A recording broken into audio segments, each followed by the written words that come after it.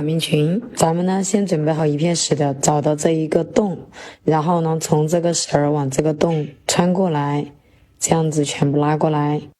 然后整理好把它弄正，这样子前面的拉平，转过来呢，后面呢直接这样子系一下，这样子呢可以保证我们的稳，这样子就可以不会说松下去。再转过来，前面呢打一个十字，